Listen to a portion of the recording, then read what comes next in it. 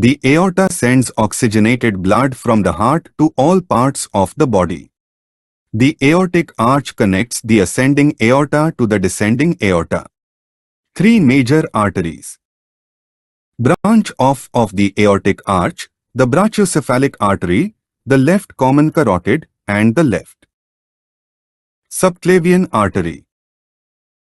The brachiocephalic artery, the left common carotid, and the left subclavian artery send oxygenated blood to the brain and upper body.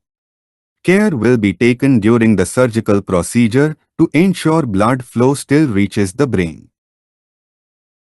Certain conditions can cause the aortic arch to become enlarged and fragile, which can increase risk for rupture.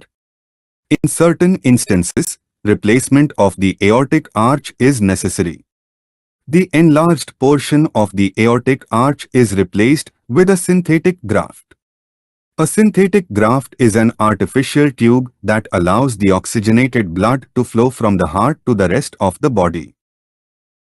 Arch replacement will allow oxygenated blood to flow to the body while preventing the enlarged aorta from rupturing.